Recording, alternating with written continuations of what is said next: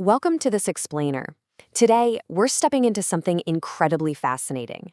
We're going to examine the remnants of a document that originally promised a comprehensive introduction to our environment and ecosystem, but instead, it delivered an absolute digital mystery. The title of this file came to us looking like a standard, structured scientific PDF. But the second we open it up, the ecosystem it reveals actually has nothing to do with biology and literally everything to do with data corruption. It is a digital graveyard. So we're going to put on our digital archaeologist hats today and figure out exactly what was left behind. Okay, let's dive right in.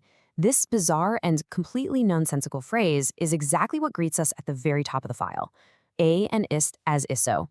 It reads like some ancient, forgotten language, doesn't it? But it's actually just the result of code breaking down. This string of characters instantly hooks us into this investigation because right from the very first lines, the file just strips away any expectation we had of reading about trees or animals. Instead, we're met with this completely fractured landscape.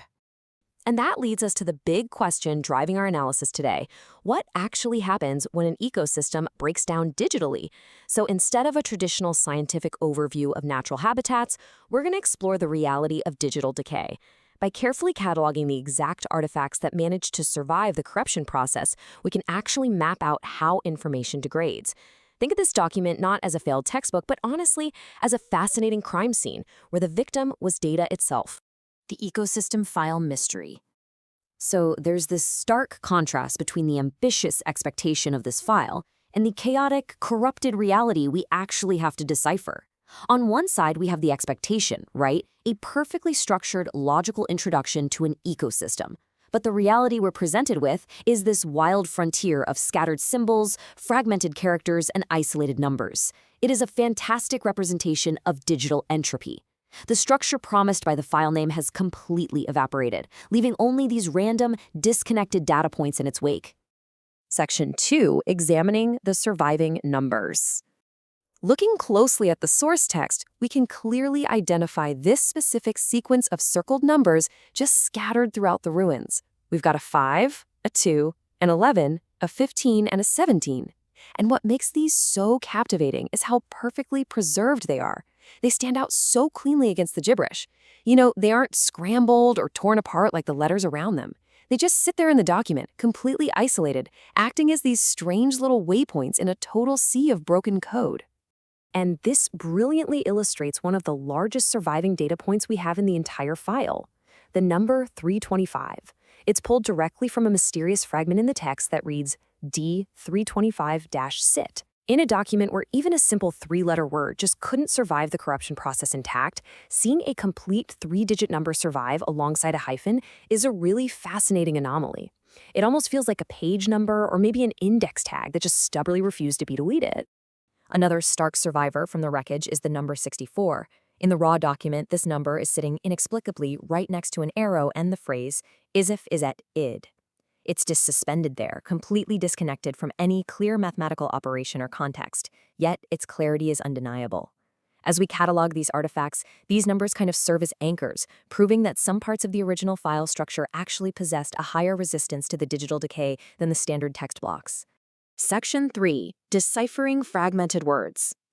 Treating these remaining fragments as clinical evidence reveals a whole lot.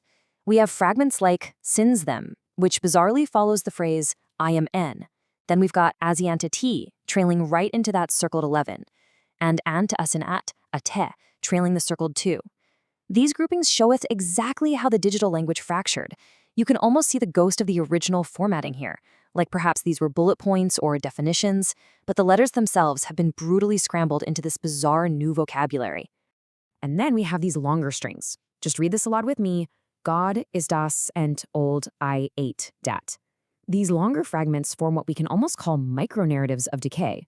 I ate dat sounds almost conversational, right? But it's surrounded by absolute chaos. It really leaves us to wonder what the original uncorrupted sentence could have possibly meant. Was it discussing data consumption? Was it a typo before the crash? It's like this tantalizing puzzle that's missing all of its edge pieces. Now, with the standard text heavily fractured and the numbers just sitting in isolation, we really have to pause and ask ourselves, what role do the surviving punctuation and directional characters play in this strange new ecosystem? If the words are broken, how does the document actually hold itself together? Section 4. The role of symbols.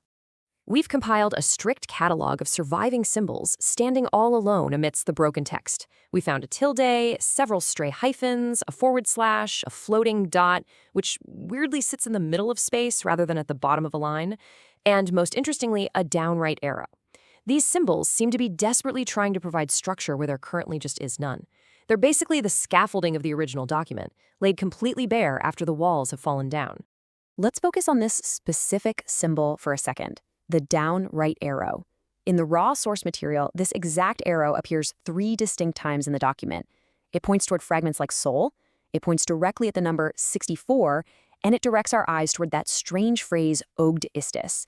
It's kind of acting like a rogue signpost in a ghost town. Even though the sentences it once pointed to are totally gone, the command to look here survived the crash perfectly. Section 5. The digital remnants. When we categorize this entire corrupted ecosystem, we see 3 distinct surviving species, so to speak. The numbers, both plain and circled, the fragmented pseudotext, and the standalone symbols and punctuation. By viewing it this way, we realize we aren't just looking at garbage data. We're looking at the molecular anatomy of a digital file after an extinction-level event. It's a perfectly proportioned map of data loss. Towards the very end of the file, we're left with these haunting little lines like this one. On act det sit arrestiert. It reads with such a strange rhythm. It's a powerful, almost poetic reminder of how fragile digital information truly is when its foundation fails. I mean, we trust our PDFs and our files to hold our knowledge permanently, but a single error in the code can literally reduce an entire educational document to on act det sit arrestiert. As we wrap up this explainer, I really want you to take this thought away and consider the legacy and the permanence of our own digital footprints. We generate massive amounts of data every single day.